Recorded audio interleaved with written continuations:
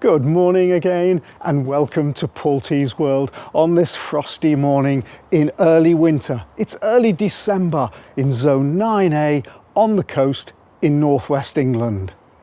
And in this video we're going to have a look at the back garden. Last video of course was the front garden in the frost. Let's see what's happening in the back garden. I think it's time for the cannas in pots to be cut back and the containers put in the garage. Doesn't do them any harm to have a bit of frost to encourage them to shut down and go dormant for the winter. I've got 2 containers here that need to be worked on and put in the garage. They've done beautifully this summer. Growing to 7 foot tall. The mophead hydrangeas, this is Glam Rock, they do fine in our climate in the winter. So they'll just stay there all winter and I'll deadhead them in the spring.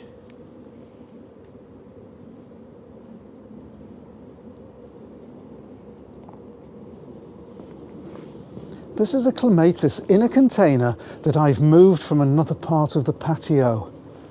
I cut it back, and since it's been cut back, it's really shot up again and thickened up. So I'm looking forward to having that grow right up the pergola this summer.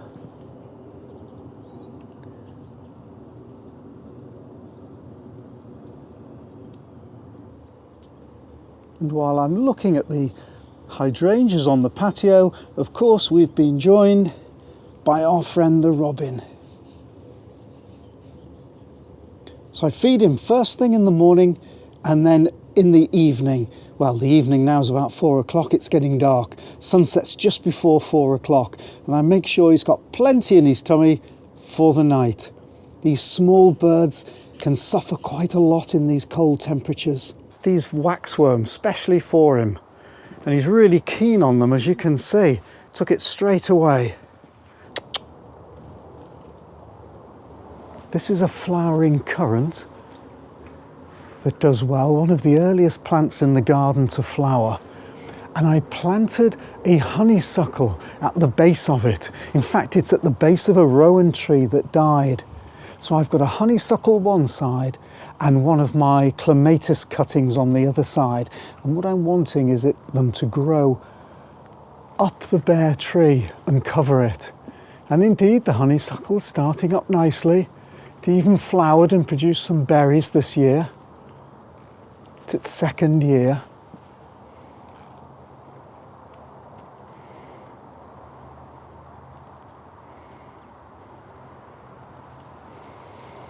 The big, gorgeous hostas all cut back now.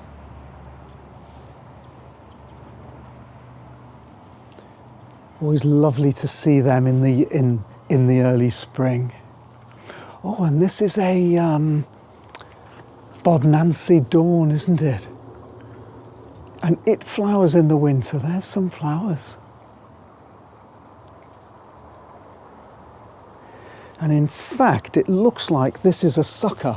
There we are. There's a sucker from the main plant, which is just there. Bodnancy Dawn.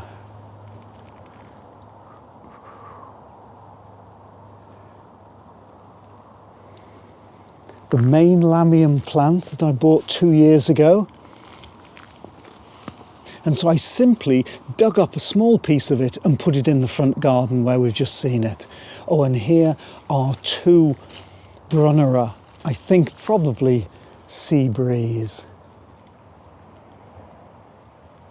And I put some hostas all along here, which obviously have disappeared now. The yew tree that I cut back, I think 2 years ago, it's growing up again. The beauty of yew trees is you can prune them back as you like, cut them back with hedge trimmers to whatever size you want.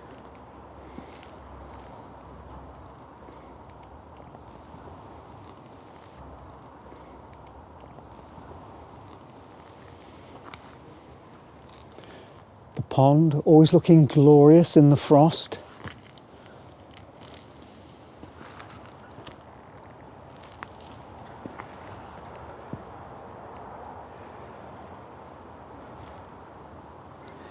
We'll have a little look round the pond bed, which is mostly tropical plants. So here is a dwarf canna. It's going to stay in the ground there. I've cleaned up some of the dahlias that are here, but I've left them in the ground. There we are. Here are the dahlia stems. Oh, isn't that absolutely gorgeous? Which is just next to the fan palm. Thought I'd lost this last year because we had that bad winter last year. The central spears all died and I pulled them out and I thought that was the end of the plant. And look here, it's sent up new growth. Gorgeous.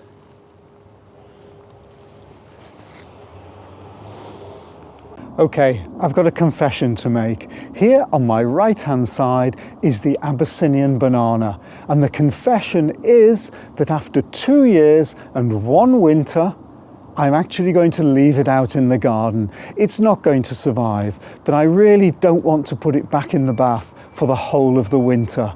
So it's a little bit of a nuisance in that it won't survive outside, and I do like tropical plants that I don't have to bring inside or do too much with. I don't mind putting some of the cannas in the garage, the ones that are in pots, and the Brugmansia, but digging up and putting in the house some of these larger plants is not very convenient, and also they bring insects in. I bought 3 of these for £20 2 years ago, and it's been gorgeous. Absolutely gorgeous. I've really liked it. And indeed, you can buy them in the spring, have them grow and look gorgeous all summer. But next to the Abyssinian banana, we've got the cannas. They're looking a little frosty, and I'll cut the growth off soon and mulch these cannas, and they'll stay in the ground. They'll be absolutely fine. As will the colocasia. Here are the colocasia elephant ears. So here are the elephant ears.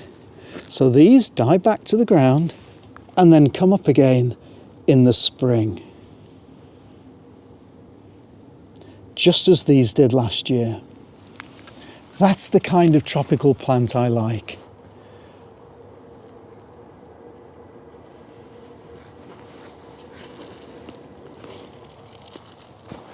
As I mentioned in another video, this is the Musa Baju, the hardy banana, so it will also die back and grow back from the roots.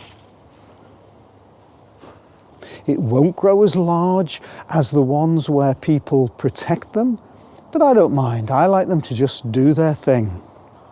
And here we have a Philadelphus.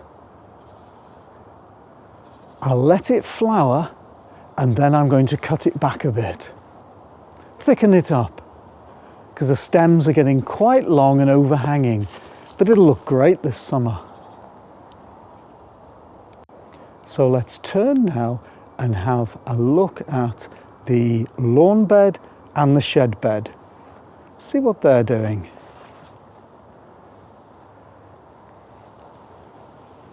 Got the colourful dogwood with its red winter stems. The Zorro hydrangea, lacecap hydrangea, with its black stems. The new stems are black.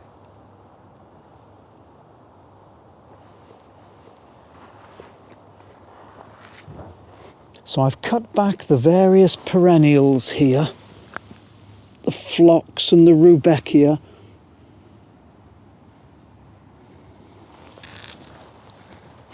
Maybe I'll split them in the spring.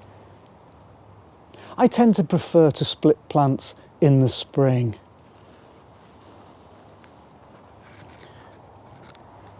Pinky Winky hydrangea.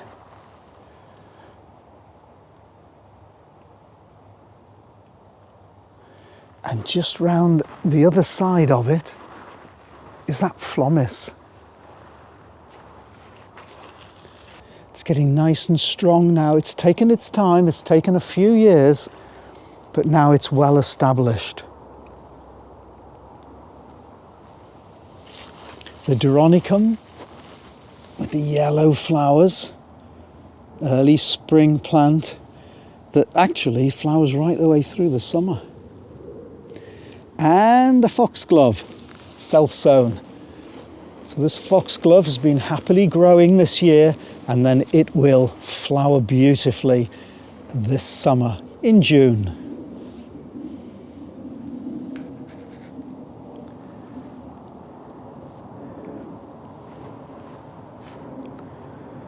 And over to the shed bed.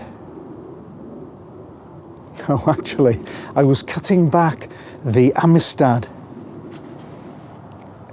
and I need to cut that up and put it in the compost heap. So I've cut it back. It's just down there somewhere, the main plant, and hopefully it'll survive another winter. It survived last winter, and that was a hard one, so I'm confident for this year. Hydrangea paniculata Phantom, with its really strong, gorgeous stems, perfect for taking hardwood cuttings. And at the back we have the rhododendron that I moved from the front garden a couple of years ago, and the hedge at the back, the Griselinia, growing nicely. New Zealand privet, so I'm wanting that to grow up past the fence. Here we have the dahlia bed. Obviously, I've not cut them back yet, but shortly I'll be cutting them all back to about 3 inches from the ground, give them a mulch, and then that's them sorted for the winter. As long as you have a well-draining soil and it doesn't get too cold, maybe zone 8B, 9, then you should be fine with your dahlias in the ground. But dahlias like to be reasonably dry in the winter, so it's really best to have them in a well-draining soil. Clay probably won't do it for overwintering a dahlia. I'd better go now and finish this video because he wants something to eat, and I'll see you next time in Paul T's World. Go on then, have a nice little feed.